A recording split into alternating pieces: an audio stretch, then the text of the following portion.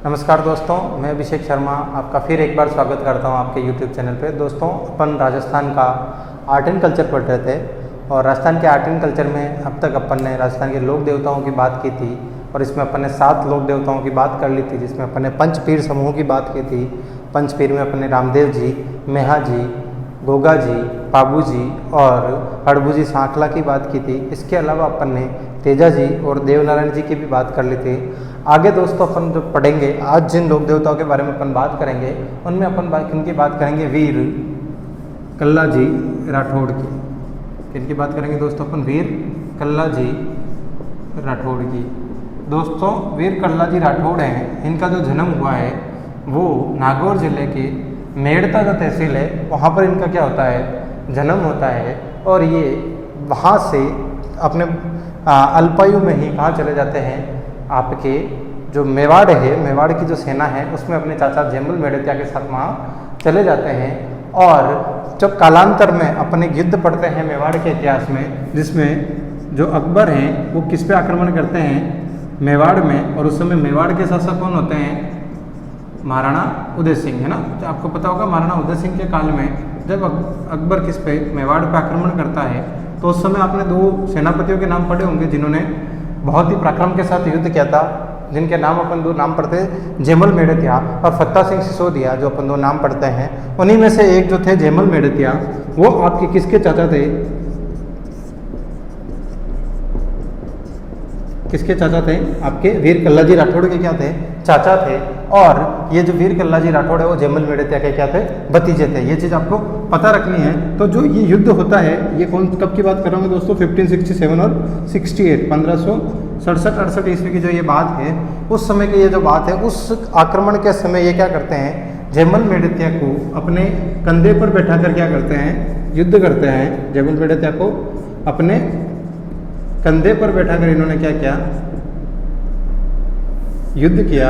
इसीलिए इन्हें अपन इतिहास में बाद में फ्यूचर में किस नाम से जानते हैं, 4 हाथ वाले लोक देवता के नाम से, है ना। इंपॉर्टेंट है, काफ़ी बार क्वेश्चन पूछा भी जाता है। इन्होंने अपने चाचा जयमल मेड़तिया को क्या किया, अपने कंधे पर बैठाकर, कौन से युद्ध में, जब अकबर ने किस पर, मेवाड़ पे आक्रमण किया था 1567-68 की ईस्वी की बात करते हैं। इसी युद्ध में लड़ते हुए जयमल मेड़तिया भी केसरिया धारण कर लेते हैं। फिर कल्ला जी राठौड़ की भी इसी युद्ध में लड़ते हुए क्या हो जाती है, मृत्यु हो जाती है।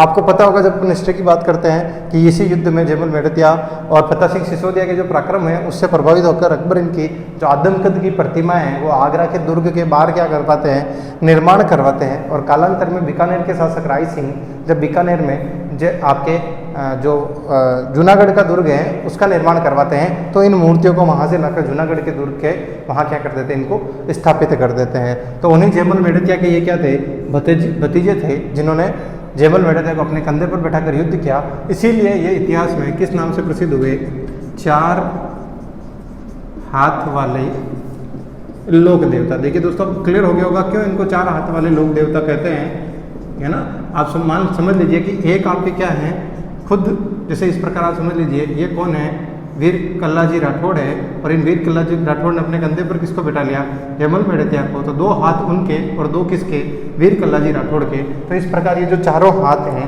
एक साथ 4 हाथ युद्ध कर रहे थे, इसीलिए अपन ने वीर कल्ला जी राठौड़ को क्या नाम दे दिया, 4 हाथ वाले लोक देवता। समझ में आ रही है बात, है ना। तो अब देखिए अपन इनके जन्म की कुछ बात करते हैं। जन्म का होता है मेड़ता में, जन्म का मेड़ता तहसील है। और ये मेड़ता तहसील कहाँ पर, नागौर जिले में। वहाँ पर इनका मीराबाई, मेड़ता की मीराबाई आपको पसंद मालूम होगी, तो उसके ही वंशज लगभग उनके ही परिवार में से कौन थे, वीर कल्ला जी राठौड़ थे। मेड़ता के पास इनका जन्म कब होता है, 1544 ईस्वी को। जन्म कब होता है, 1544 ईस्वी को इनका क्या होता है, जन्म होता है। अगर अपन आगे बात करें इनकी, जो इनके चाचा हैं कौन है, जयमल मेड़तिया हैं, इनके कुछ उपनाम अपने को देखने को मिलते हैं। वीर कल्ला जी राठौड़ के अपने को क्या कुछ उपनाम देखने को मिलते हैं। सबसे पहले जो आपको इनका उपनाम मिलता है वो क्या मिलता है, 4 हाथों के लोक देवता। पहला क्या मिलता है आपको, 4 हाथ के लोक देवता।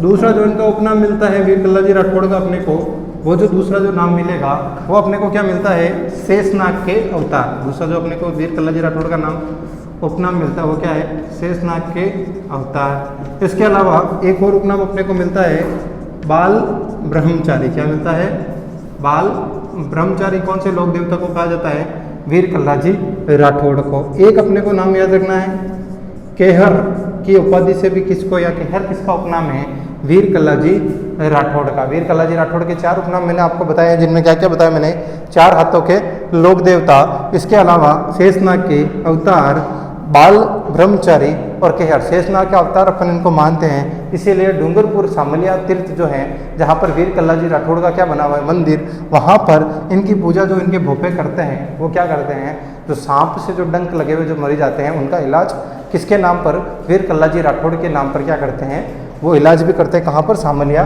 डूंगरपुर में। वहाँ पर इनकी क्या बनी हुई एक पीठ, जबकि प्रधान पीठ इनकी कहाँ पर है, अपन बात करेंगे। जो मुख्य पीठ है वीर कल्लाजी राठौड़ की, वीर कल्लाजी राठौड़ की जो मुख्य पीठ है वो कहाँ पर है, रनेला। और ये रनेला कौन सी जगह पर, नागौर जिले में है ना। मुख्य पीठ कहाँ पर, रनेला, नागौर जिले में। जबकि एक अन्य पीठ कहाँ पर है,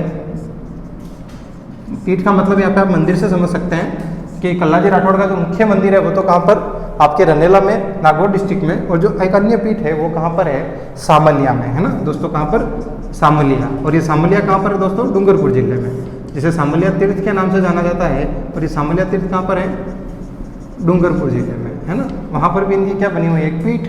और ये जो सामलिया तीर्थ है वहाँ पर सर्पदंश, जो सांप के डंक लगने का जो है, सर्पदंश का क्या किया जाता है, इलाज किया जाता है ना।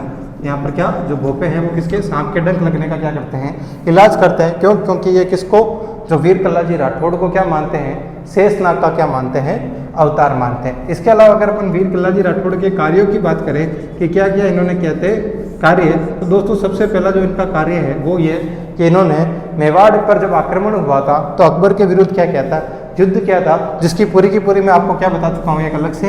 ये जो कहानी है वो अपन यहाँ पर डिस्कस कर चुके हैं, कब ये युद्ध हुआ था और क्या इन्होंने इसमें मुख्य कार्य किया था। इसके अलावा जो वीर कल्लाजी राठौड़ थे वो किसके, जड़ी बूटियों के क्या थे, ज्ञाता थे। किसके, जड़ी बूटियों के क्या थे, ज्ञाता थे।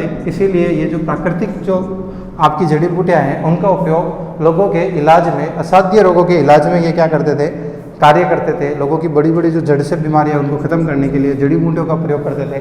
इसीलिए वीर कल्लाजी राठौड़ अपने आसपास के क्षेत्र में क्या हो गए, पूजे जाने लग गए। जब उन्होंने युद्ध किया तो फिर उनकी पूजा और ज़्यादा बड़े रूप में होने लग गई थी। तो दोस्तों ये अपन बात कर रहे थे किसके बारे में, वीर कल्लाजी राठौड़ के बारे में। इसके अलावा एक और आपको नाम याद रखना है इनका, जो आपको पता होना चाहिए, उपनाम कमदण, और एक अपन इनको कहते हैं योगी, है ना। ये भी किसके उपनाम है, ये एक बार ये एग्जाम में पूछा हुआ क्वेश्चन है कि कमदण कौन से लोक देवता का उपनाम है, तो किसका है, वीर कल्लाजी राठौड़ का। जो सबसे ज़्यादा बार पूछा हुआ वो कौन सा आपका, 4 हाथों का लोक देवता किसे कहते हैं। ये बहुत बार आपसे क्वेश्चन पूछा जाता है। तो वो किसे कहते हैं, वीर कल्लाजी राठौड़, जिनका जन्म का मेड़ता नागौर में 1544 ईस्वी में। मृत्यु कब होती है दोस्तों, 1567-68 ईस्वी में। और कब, किससे लड़ते हुए, अकबर से युद्ध करते हुए, अकबर की सेना से युद्ध करते हुए, है ना। तो अकबर की सेना से युद्ध करते हुए ही इनकी क्या हो जाती है, मृत्यु हो जाती है। तो दोस्तों ये संपूर्ण बात थी आपकी किसके बारे में, वीर कल्लाजी राठौड़ के बारे में। तो सबसे इंपॉर्टेंट चीज़ है वो मैंने आपको बता दी, 4 हाथ के लोक देवता, और किसको इन्होंने अपने कंधे पर बैठा कर युद्ध किया, अपने चाचा जयमल मेड़तिया को। तो ये सारी बात अपन किसके बारे में कर रहे थे, वीर कल्लाजी राठौड़ के बारे में। आप आराम से इसका स्क्रीनशॉट ले सकते हैं और आराम से, अगर आप नोट डाउन कर रहे हैं तो आप आराम से नोट डाउन कर सकते हैं। मैं 30-35 सेकेंड्स का आपको चांस दे रहा हूँ। उसके बाद अपन नेक्स्ट जो है उनके बारे में क्या करेंगे, पढ़ेंगे।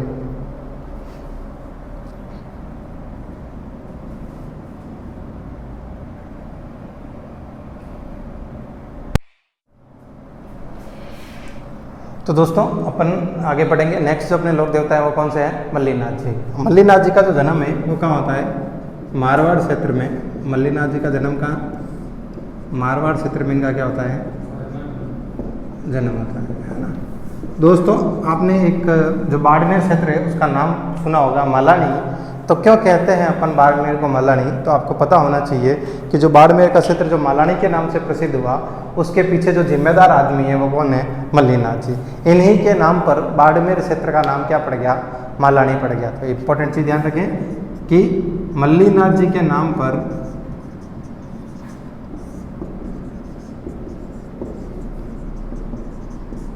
पर बाड़मेर क्षेत्र का नाम क्या पड़ गया?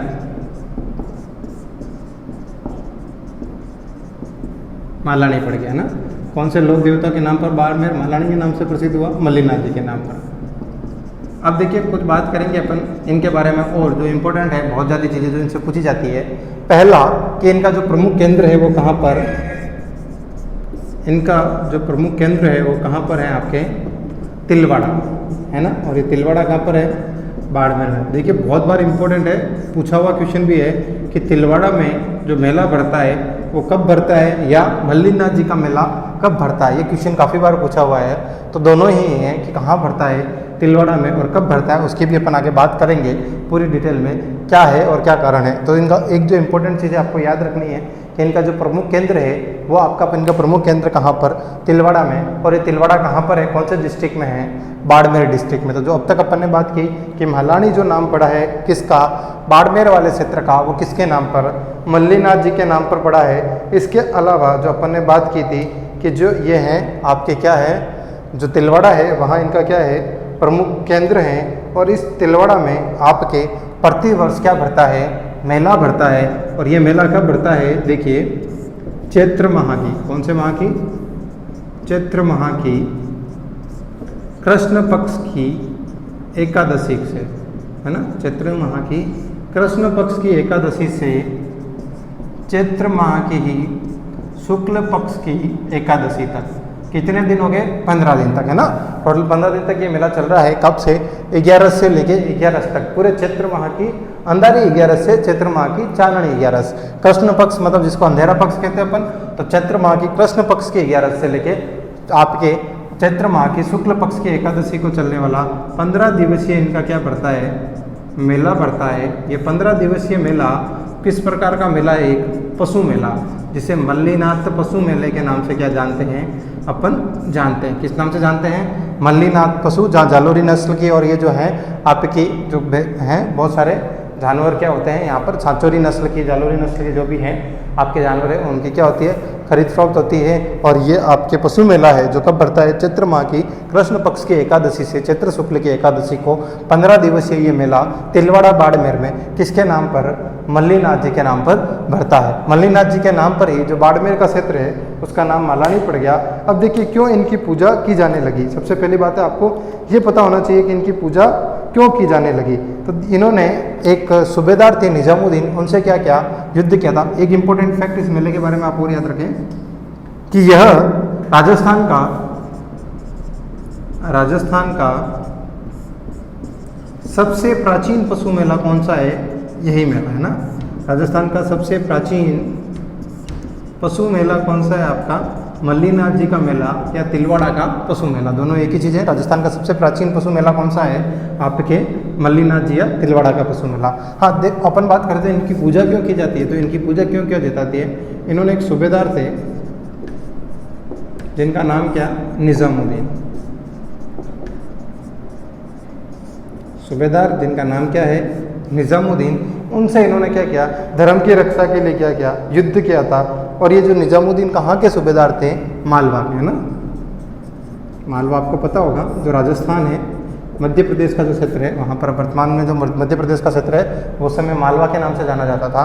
राजस्थान की बॉर्डर से जुड़ा हुआ था। तो यहाँ के जो आक्रमणकारी है वो कंटिन्यू मेवाड़ पे भी और बाकी क्षेत्रों पे भी क्या कर रहे थे? आक्रमण कर रहे थे। तो मालवा के सूबेदार निजामुद्दीन से इन्होंने धर्म की रक्षा के लिए क्या किया था? युद्ध किया था। मल्लीनाथ जी जिन्होंने किससे? मालवा के सूबेदार से धर्म की रक्षा के लिए क्या किया है? युद्ध किया है। जिनका प्रमुख केंद्र आपके कहाँ पर है? तिलवाड़ा बाड़मेर में है। इसके अलावा एक थी मल्लीनाथ जी के कुछ अन्य केंद्र भी अपने को देखने को क्या मिलते हैं जिसे कौन से गांव में है वो? मालाजल गांव। एक और जो अपने को मल्लीनाथ जी का केंद्र देखने को मिलता है वो कहाँ पर है? मालाजल गांव। ये भी कहाँ पर है? बाड़मेर तिलवाड़ा के पास में ही ये है। लेकिन ये क्यों प्रसिद्ध है? देखिए ये मल्लीनाथ जी से तो संबंधित है, लेकिन जो इम्पोर्टेंट फैक्ट क्या है कि यहाँ पर जो है किसका मंदिर है? रानी रूपादेवी का। किसका मंदिर है? रानी रूपादेवी का यहाँ पर क्या है? मंदिर। अब देखिए रानी रूपादेवी कौन है ना। क्वेश्चन ये आपके दिमाग में आ रहा होगा कि रानी रूपादेवी कौन है ना। तो अगर आपको ये आपके दिमाग में आ रहा है कि आपकी रानी रूपादे कौन है, तो रूपादे कौन हो सकता है आपके हिसाब से? किसी भी जो अपन मल्लीनाथ जी की बात कर रहे हैं, तो मल्लीनाथ जी की ये क्या थी? धर्मपत्नी है ना। मल्लीनाथ जी की धर्मपत्नी कौन थी? रानी रूपादे। उनका मंदिर कहाँ बना हुआ है? एक मालाजल गांव है जो कि कहाँ पर? बाड़मेर ही जिले में आता है। वहाँ पर किसका? इनकी धर्मपत्नी का मंदिर बना हुआ, जो कि थोड़ा सा दूर है तिलवाड़ा से। तो ये जो सारे फैक्ट्स हैं आपको याद रखने हैं। एक इंपॉर्टेंट फैक्ट और आपको याद रखना है कि ये किसके समकालीन थे, ये भी क्वेश्चन पूछा जा सकता है। इससे पहले भी मैंने आपको बहुत सारे, जब अपन बात कर रहे थे तो बताया था कि हड़बू जी किसके? आपके राव जोधा के क्या थे?